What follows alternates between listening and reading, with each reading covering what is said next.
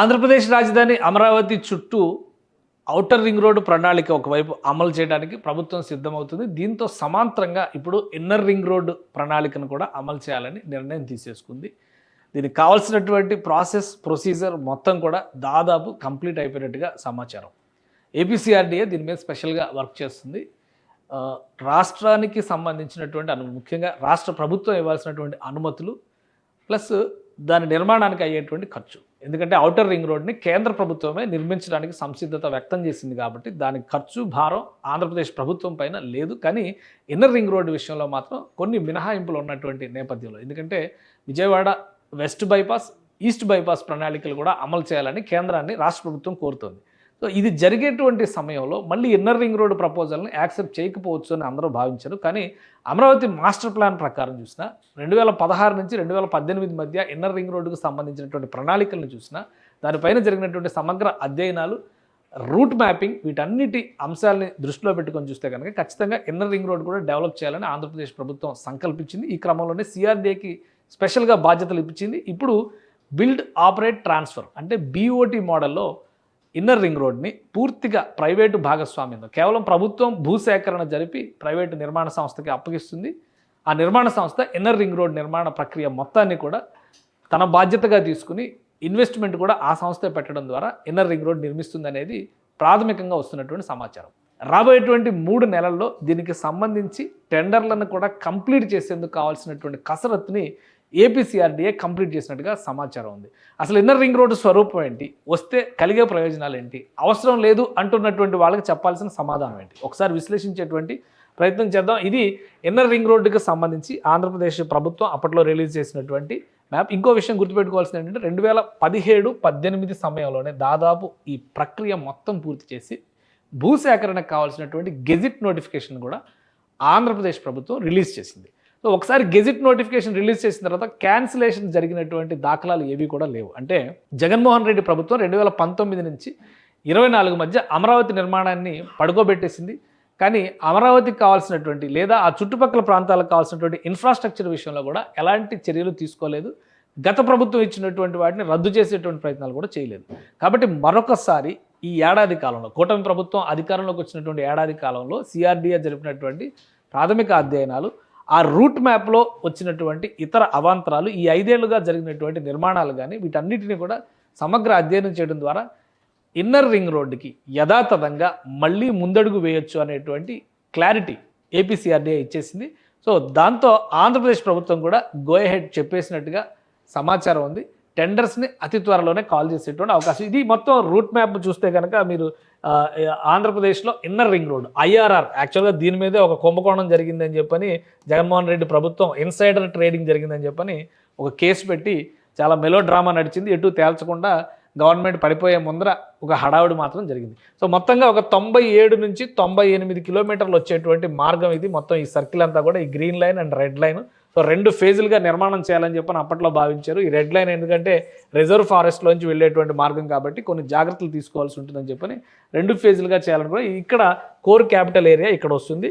So Amaravati road grid మొత్తం కూడా inner ring road connect అయ్యే విధంగా, ఇన్నర్ రింగ్ రోడ్ రాకపోతే అమరావతిలో ఏర్పాటు చేసినటువంటి ఈ రోడ్ నెట్వర్క్కి పరిపూర్ణత రాదు అనేటువంటి అభిప్రాయం రాష్ట్ర ప్రభుత్వానికి ఉంది. కాబట్టి ప్లస్ ఈ ప్రణాళికలోనే వెస్ట్ బైపాస్ను కూడా కోట్ చేశారు. ఇక్కడ కనిపిస్తున్నటువంటి ఈ కలర్ చూస్తే కనుక మీరు ఈ మార్గం, ఈ కలర్లో ఉన్నటువంటి మార్గం అంతా కూడా వెస్ట్ బైపాస్కు సంబంధించి ఈ మార్గం అంతా కూడా Vijayawada west bypass almost complete అయిపోయింది. ఇది రెడీ టు ఓపెన్ ఉంది. సో ఈస్ట్ బైపాస్ ప్లాన్ కూడా ఉంది. కాబట్టి వెస్ట్ బైపాస్ వచ్చినా కానీ ఇన్నర్ రింగ్ రోడ్కి ఎలాంటి అభ్యంతరం అవాంతరం ఉండదు అనేటువంటి అభిప్రాయంతో ఆంధ్రప్రదేశ్ ప్రభుత్వం అప్పట్లో ఈ డిజైన్ రూపొందించింది. దీనికోసం గెజిట్ నోటిఫికేషన్ కూడా రిలీజ్ చేసింది. సో ఇదే యాజ్ ఇట్ ఈజ్గా అమలు చేయాలని చెప్పని రాష్ట్ర ప్రభుత్వం నిర్ణయించినట్టుగా ఒక సమాచారం వస్తుంది. అసలు చూద్దాం మనం. ఇది చూస్తే కనుక ఈ మధ్య కాలంలో రిలీజ్ చేసినటువంటి టోటల్ రోడ్ మ్యాప్స్కి సంబంధించి, రోడ్ నెట్వర్క్కి సంబంధించినటువంటి మ్యాప్. సో ఇక్కడ ఈ బ్లూ కలర్లో కనిపిస్తున్నటువంటి మార్గం అంతా కూడా ఇన్నర్ రింగ్ రోడ్డు, ఈ పింక్ కలర్లో కనిపిస్తున్నది అంతా కూడా విజయవాడ వెస్ట్ బైపాస్, ఈ బ్లాక్ డాట్స్తో కనిపిస్తున్నది విజయవాడ ఈస్ట్ బైపాస్, ఈ రెడ్ మార్క్తో కనిపిస్తున్నది Amaravati outer ring road. So ఈ రోడ్ నెట్వర్క్ టోటల్గా యాజ్ ఇట్ ఈస్గా అమలు చేయాలి అనేటువంటి సంకల్పంతోనే కూటమి ప్రభుత్వం రీసెంట్గా ఈ రోడ్ నెట్వర్క్ సంబంధించినటువంటి మ్యాప్ రిలీజ్ చేసింది. సో దీన్ని మనం దృష్టిలో పెట్టుకొని చూస్తే కనుక గతంలో రిలీజ్ చేసినటువంటి యాజ్ ఇట్ ఈస్ గతంలో ఏదైతే రిలీజ్ చేసిందో అవే మార్గాలు ఉంటాయి ఇప్పుడు ఈ ఇన్నర్ రింగ్ రోడ్డుకి సంబంధించినటువంటి స్వరూపంలో కూడా. కాబట్టి ఇన్నర్ రింగ్ రోడ్డుని అమలు చేసేటువంటి బాధ్యత ఏపీసీఆర్డీఏకి రాష్ట్ర ప్రభుత్వం ఇచ్చింది. ఏపీసీఆర్డీఏ తీసుకున్నటువంటి ఈ బాధ్యత ప్రకారం చూస్తే 2018లో రిలీజ్ చేసినటువంటి నోటిఫికేషన్ కూడా ఒకసారి మనం చూడాల్సి ఉంటుంది. ఒక సమగ్రమైనటువంటి నోటిఫికేషన్ రిలీజ్ చేసింది సిఆర్డీఏ. దీనికి సంబంధించినటువంటి అన్ని అంశాలని ఇన్నర్ రింగ్ రోడ్డుకు సంబంధించినటువంటి సమగ్ర స్వరూపం ఇది. అలైన్మెంట్తో సహా ఎలాంటి నిర్మాణాలు జరగాలి, వాటికి సంబంధించి సర్వీస్ రోడ్లు, ఎంట్రీ ఎగ్జిట్కి సంబంధించి ప్రవేశ నిష్క్రమణ మార్గాలు, ప్రతిపాదిత నిర్మాణాలు, కన్స్ట్రక్షన్, ప్రతిపాదిత కాన్సెప్షన్, ఇవన్నీ కూడా అప్పట్లోనే పాదచారులకు కల్పించాల్సిన సౌకర్యాలు. ఎందుకంటే ఇన్నర్ రింగ్ రోడ్ అనేది సిటీ అవుట్స్కట్స్ నుంచి నడిచినప్పుడు కూడా అక్కడ గ్రామాలకు సంబంధించినటువంటి కనెక్టివిటీ ఎక్కువగా ఉంటుంది. ప్లస్ పట్టణ ప్రాంతాలు కూడా ఇందులో కలుస్తాయి. కాబట్టి నడిచి వెళ్ళేటువంటి వారి దగ్గర నుంచి ద్విచక్ర వాహనాలు, 4 వీలర్స్ వరకు సమగ్ర ప్రణాళికని ఇన్నర్ రింగ్ రోడ్లోనే చేశారు. స్మార్ట్ లైటింగ్, రహదారి నిర్వహణ వ్యవస్థలు, ట్రక్కులు నిలుపు స్థలాలు, బస్సులు నిలుపు స్థలాలు, విశ్రాంతి స్థలాలు, వీటన్నిటితో ఒక సమగ్ర నివేదికని రాష్ట్ర ప్రభుత్వం అప్పుడే తయారు చేసింది. సో ఈ ప్రణాళికను కూడా ఒకసారి మనం విశ్లేషిద్దాం. మొత్తం ఈ సమగ్ర స్వరూపాన్ని తయారు చేసేటప్పుడు ప్రస్తుతం ఉన్నటువంటి వ్యవస్థలపైన కూడా రాష్ట్ర ప్రభుత్వం ఫోకస్ పెట్టింది. ఇంట్లో జాతీయ రహదారి, ముఖ్యంగా జాతీయ రహదారి 16 అంటే ఇది కోల్కతా చెన్నై రహదారి. అలానే జాతీయ రహదారి 65, ఈ ఓల్డ్ నెంబర్స్ చూస్తే 9, 5 వస్తాయి. సో ఇది మచిలీపట్నం పూణే రహదారి, అంటే హైదరాబాద్ కనెక్ట్ అయ్యేది కూడా, విజయవాడ హైదరాబాద్ని కనెక్ట్ చేసేది కూడా ఈ రహదారే. అలానే జాతీయ రహదారి 30, ఇది ఇబ్రహీంపట్నం నుంచి మొదలయ్యి జాతీయ రహదారి 65 నుంచి ప్రారంభమైంది. ఛత్తీస్గఢ్లో జగదల్పూర్కి కనెక్ట్ అవుతుంది ఇది. సో ప్రతిపాదిత ఇన్నర్ రింగ్ రోడ్డు జాతీయ రహదారులను 5 ప్రదేశాల వద్ద కలుపుతుంది. సో జాతీయ రహదారి 16, 65లను 2 సార్లు, మరియు జాతీయ రహదారి 30, జాతీయ రహదారి 65 కూడలి నుంచి ఇబ్రహీంపట్నం మీదుగా వెళ్తుంది. సో అది ప్లానింగ్. అలానే అంతర్వలయ రహదారి అంటే ఇన్నర్ రింగ్ రోడ్ రాజధాని అమరావతికి అనుసంధానించిన రహదారి ప్రణాళిక కృష్ణా మరియు గుంటూరు జిల్లా, అంటే ఇది ఉమ్మడి కృష్ణా, ఉమ్మడి గుంటూరు జిల్లాలో. అప్పటికి జిల్లాల విభజన జరగలేదు కాబట్టి అప్పటికి 2 జిల్లాలుగానే ప్రతిపాదించారు. ఇప్పుడు అది 4 జిల్లాలు అవుతుంది. మొత్తంగా చూస్తే 5 జిల్లాలు అవుతుంది. ఎందుకంటే ఒకవైపు బాపట్ల జిల్లా కూడా వస్తుంది, బట్ దీనిలో మాత్రం 4 జిల్లాలే కలుస్తుంది. కృష్ణా, గుంటూరు, ఎన్టీఆర్ జిల్లా, అలానే పల్నాడు జిల్లా, ఈ 4 జిల్లాలు కూడా ఇక్కడ కలుస్తాయి. దానికి సంబంధించి 41 గ్రామాలు, కొండపల్లి అటవీ సురక్ష అంటే రిజర్వ్డ్ ఫారెస్ట్ ఉంది.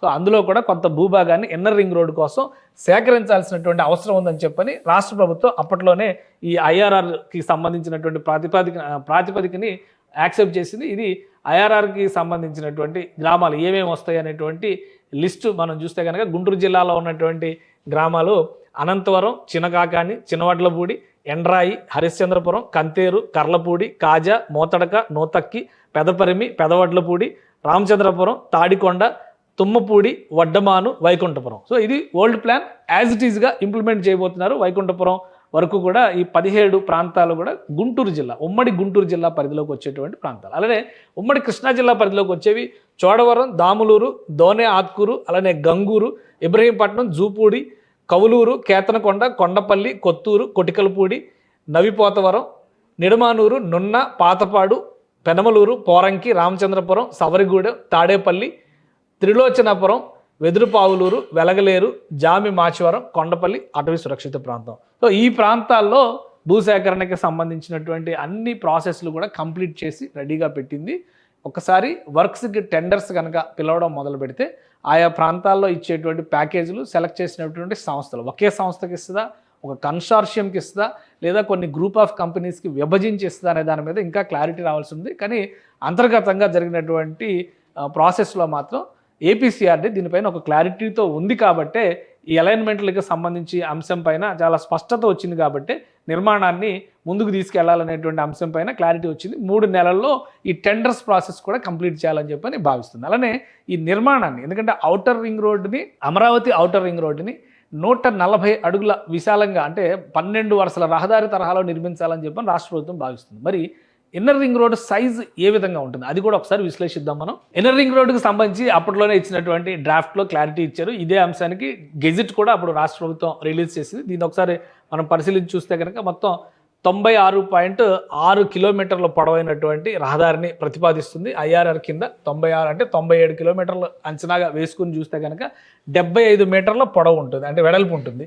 సో ఇప్పుడు ఔటర్ రింగ్ రోడ్డు దీనికి డబల్ ఉంటుంది, ఎందుకంటే 140 మీటర్లు అడిగింది రాష్ట్ర ప్రభుత్వం దానికి మంజూరు కూడా చేసింది. కేంద్ర ప్రభుత్వం కూడా క్లియరెన్స్ ఇచ్చింది కాబట్టి 130 దాకా క్లియరెన్స్ ఇచ్చినట్టుగా ఉంది. అలానే రాజధాని పరిధి నుంచి అంతర్వలయ రహదారి అనుసంధానించిన 27 రహదారుల పొడవు 91.16 కిలోమీటర్స్. అంటే ఇవి రాజధాని మాస్టర్ ప్లాన్లో చూపించినటువంటి మార్గాలు కొన్ని ఎక్స్టెండ్ చేసి చూపించాలని చెప్పని రాష్ట్ర ప్రభుత్వం డిసైడ్ చేసింది. అప్పట్లోనే ఈ ప్రణాళికను పెట్టింది. అంటే ఈ మార్గాలన్నింటినీ కూడా ఈ ఎక్స్టెండ్ చేసేటువంటి మార్గాలన్నీ కూడా ఈ మార్గాలన్నీ దీన్ని కలిపేటు ఇన్నర్ రింగ్ రోడ్డు కలపడానికి వచ్చేటువంటి ఈ మార్గాలన్నిటి డిస్టెన్స్ చూస్తే కనుక 91.16 కిలోమీటర్లు వస్తుంది ఈ మార్గాలే. సో ఇది ఈ మిగతా మొత్తం మార్గం చూస్తే కనుక 96 కిలోమీటర్లు వస్తుంది. సో దాన్ని దృష్టిలో పెట్టుకొని రాష్ట్ర ప్రభుత్వం ఇప్పుడు ఒక లెక్క ఇప్పుడు అమలు చేసేటువంటి ప్రయత్నం చేయబోతోంది. దీనిలో జరిగేటువంటి మార్పులు చేర్పులు ఏ విధంగా ఉండొచ్చు, అలానే సిఆర్డిఏ ఇచ్చినటువంటి డేటా ప్రకారం కనుక చూస్తే కనుక గతంలోనే 2018లోనే దీనికి సంబంధించినటువంటి ప్రతిపాదనని సిఆర్డిఏ ఆమోదించింది. రాష్ట్ర ప్రభుత్వం క్లియరెన్స్ ఇచ్చింది. దానికి సంబంధించి గెజిట్ నోటిఫికేషన్ కూడా రిలీజ్ చేశారు. సో ఇది మొదటి దశ, రెండో దశ, 2 దశలుగా దీన్ని మొదలు పెట్టాలని చెప్పని అనుకున్నారు.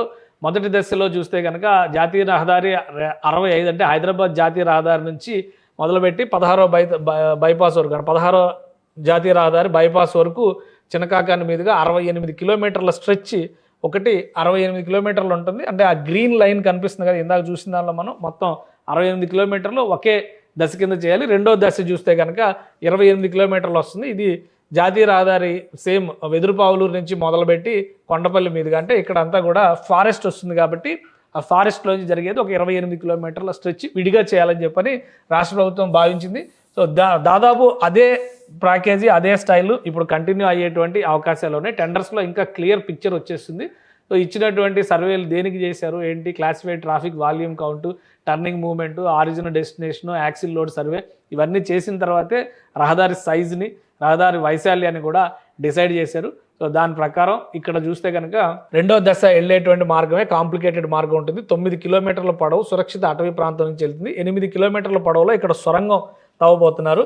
సో అలాగే అమెరికా నున్న మరియు కొత్తూరు సమీపంలో 2 సార్లు పోలవరం కాలువను దాటుతుంది. అక్కడ భారీ బ్రిడ్జిలు కట్టాల్సి వస్తుంది కాబట్టి సో ఇది అధిక భాగం కొండ భాగంలో ఉన్నటువంటి అటవీ ప్రాంతం ద్వారా వెళ్తుంది. రెండో దశ ముసాయిదానేమో 15 గ్రామాల నుంచి వెళ్తుంది.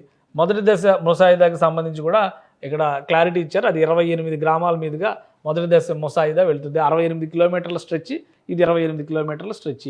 సో మొత్తం మ్యాప్ ఇది గ్రీన్ లైన్లో ఉన్నదంతా కూడా ఫస్ట్ ఫేజ్, సెకండ్ ఫేజ్లో తీసుకునేటువంటి ఇది. రెడ్ లైన్లో ఉన్నటువంటి మార్గం అంతా కూడా ఫస్ట్ ఫేజ్లో చేసేది. అంటే ఆల్మోస్ట్ 75% ఫస్ట్ ఫేజ్లోనే కంప్లీట్ చేయాలనేది ప్రణాళిక. మ్యాక్సిమం టైము 2 నుంచి 3 సంవత్సరాలు పెట్టేటువంటి అవకాశం ఉందని చెప్తున్నారు. సో ఒకవేళ అదే నిజమైతే కనుక వీలైనంత వేగంగా వీటికి సంబంధించినటువంటి ప్రణాళికని కంప్లీట్ చేసేందుకు రాష్ట్ర ప్రభుత్వం కసరత్తు చేస్తుంది. 2030లో IRR 8 వరుసల రహదారి వ్యవస్థ అవసరం కాబట్టి దాన్ని దృష్టిలో పెట్టుకొని అప్పుడు ప్రణాళిక చేశారు. ఇప్పుడు ఇది కంప్లీట్ అయ్యేసరికి 2030 వచ్చేస్తుంది. కాబట్టి గత 5 ఏళ్ళు వృధా అయింది కాబట్టి ఈ 5 ఏళ్ల రికవరీని ఇప్పుడు రాష్ట్ర ప్రభుత్వం వీలైనంత వేగంగా చేయాలని చూస్తుంది. ఒకసారి ఈ వెహికల్ ట్రాఫిక్కి సంబంధించి కూడా ఇందులో ప్రణాళికని అప్పుడే డిజైన్ చేశారు. అందులో ఏం మెన్షన్ చేశారో కూడా ఒకసారి విశ్లేషిద్దాం మనం. సో వెహికల్ ట్రాఫిక్కి సంబంధించినటువంటి అంశాలు చూస్తే కనుక 75 మీటర్ల పొడవులో ఉండేటువంటి వెడల్పులో ఉండేటువంటి మార్గాన్ని దీనిలో పాదచారుల కోసం, సర్వీస్ రోడ్ల కోసం, సెంట్రల్ అలైన్మెంట్లు, అలానే ప్లాంటేషన్ స్ట్రిప్స్, సైకిల్ వేస్ కూడా డిజైన్ చేశారు. ఆ డిజైన్ ఒకసారి మనం చూద్దాం. ఇది మెయిన్ క్యారేజ్ వేతో పాటు, అంటే మెయిన్ క్యారేజ్ వే 15 మీటర్ల వెడల్పు, ఇందులోనే 0.5 మీటర్లు, ఇవన్నీ కూడా టెక్నికల్ అంశాలు కాబట్టి మనం ఒక చిన్న డయాగ్రామ్ చూస్తే మొత్తం పిక్చర్ అంతా క్లియర్గా అర్థమైపోద్ది. ఏ విధంగా డిజైన్ చేస్తుంది రాష్ట్ర ప్రభుత్వం IRRకి సంబంధించి అనేది అర్థం చేసుకోవచ్చు. ఇది మెట్రో రైలు నిర్మించేటువంటి మార్గం వస్తే కూడా అక్కడ కొంత సదుపాయాలు కల్పించేందుకు అనువుగా ఇక్కడ డివైడర్లను కూడా విశాలమైనటువంటి డివైడర్లని ప్లాన్ చేస్తూ ఉన్నారు మధ్యలో. సో ఇది ఒక సెంట్రల్ లైను, ఇవి వచ్చే వాహనాలు, ఇవి వెళ్ళే వాహనాలు. సో ఇవి ఇటు వచ్చే వాహనాలు, ఇవి వెళ్ళే వాహనాలు అనమాట. 8 వరుసల రహదారి ఉంటుంది. ఇక్కడ చూస్తే మిడిల్ లైన్స్ 8 వరుసల రహదారి ఉంటుంది. మధ్యలో ఒక సపరేషన్ డివైడరు, ఇక్కడ స్పేస్. వీటిని మెట్రో రైలు మార్గాలకు ఉపయోగించాలంటే కూడా ఒక ప్లాన్ చేయొచ్చని. అలానే సర్వీస్ రోడ్డు 2 వరుసల సర్వీస్ రోడ్లు ప్లాన్ చేస్తారు. సైకిల్ ట్రాక్ సపరేట్గా ప్లాన్ చేస్తారు. మళ్ళీ ఫుట్పాత్, వాక్వేస్ ఇవన్నీ కూడా నడక మార్గాల కింద చూడాల్సి ఉంటుంది. మొత్తం కలిపి 75 మీటర్ల మార్గం కింద దీన్ని డిజైన్ చేశారు. సో ఈ ప్రణాళికని యాజ్ ఇట్ ఈజ్గా ఇప్పుడు మళ్ళీ అమలు చేసేటువంటి అవకాశం ఉంది. ఇక్కడ 2 అంశాలు రాష్ట్ర ప్రభుత్వం సిఆర్డిఏకి అప్పగించినటువంటి 2 ప్రాథమికమైన అంశాలు ఏంటంటే, ప్రభుత్వ ఖజానా పైన భారం పడకుండా ప్రైవేటు భాగస్వామ్యంతో బీఓటీ పద్ధతిలో నిర్మించడం ఎలా, దీనికి సరైనటువంటి భాగస్వామిని ఎంపిక చేయాలి. ఆయా మార్గాల్లో సమగ్ర సర్వే చేసిన తర్వాత ఏవైతే గతంలో కోట్ చేశారో అంటే 28 గ్రామాలు ప్లస్ అంతగా రెండు ఫస్ట్ ఫేజ్లో వచ్చేటువంటి 28 గ్రామాలు, తర్వాత ఫేజ్లో వచ్చేటువంటి 18 గ్రామాలు, ఆ మార్గాల్లో ఎక్కడ కూడా ఎలాంటి అవాంతరాలు కొత్తగా వచ్చేటువంటి అవకాశం లేదు. కాబట్టి టెక్నికల్గా ఫేజ్ 2లో చేయాలనుకున్నటువంటి నిర్మాణం మాత్రం ఇప్పటికీ కాంప్లికేటెడే. అది అటవీ మార్గం, కొండలు, గుట్టలు, అలానే పోలవరం కాలువల మీద నుంచి వెళ్ళేటువంటి మార్గం కాబట్టి అది కొంచెం కాంప్లికేటెడ్గా ఉంటుంది. మిగతా మార్గాలకు సంబంధించినటువంటి ఎలాంటి ఇబ్బందులు ఉండకపోవచ్చు. సో బీఓటీ పద్ధతిలో ఎవరిని భాగస్వామిగా ఎంపిక చేయబోతారో చాలా పెద్ద పెద్ద కంపెనీలు కూడా పోటీ పడుతున్నట్టుగా సమాచారం ఉంది. ఎందుకంటే అదానీ గ్రూప్ లాంటివి, జిఎంఆర్ గ్రూప్ లాంటివి నిర్మాణ రంగంలో మంచి పేరు దక్కించుకుంటున్నటువంటి, ఈ మధ్య కాలంలో జాతీయ రహదారులు పెద్ద ఎత్తున నిర్మిస్తున్నటువంటి ఎంఈఐఎల్, ఎందుకంటే వెస్ట్ బైపాస్ ఎంఈఐఎల్ సంస్థే నిర్మించింది. అలానే వెస్ట్ బైపాస్ బ్రిడ్జ్ వచ్చేసరికి అదానీ గ్రూపు, నవయుగ గ్రూపు కంబైన్డ్ వర్షన్లో నిర్మించింది. సో ఇదే తరహాలో ప్రైవేటు సంస్థల్ని ఒక కన్సార్షియమ్స్గా ఫామ్ చేసి ఇస్తారా, లేదా ఒక కంపెనీకే ఇది మొత్తం ఇచ్చేటువంటి అవకాశం ఉంటుందా? చాలా పెద్ద ల్యాండ్ పార్సిల్, దీనికి సంబంధించినటువంటి భూసేకరణ అంశాలు కూడా ముడిపడి ఉంటాయి. కాబట్టి రాష్ట్ర ప్రభుత్వం సమగ్ర అధ్యయనం కంప్లీట్ అయింది కాబట్టి క్లియరెన్స్ ఇచ్చినట్టుగా ఒక సమాచారం ఉంది. 3 నెలల్లో టెండర్స్ ప్రాసెస్ కంప్లీట్ చేయడానికి ఏపీసీఆర్డీఏ పావులు కదుపుతోంది.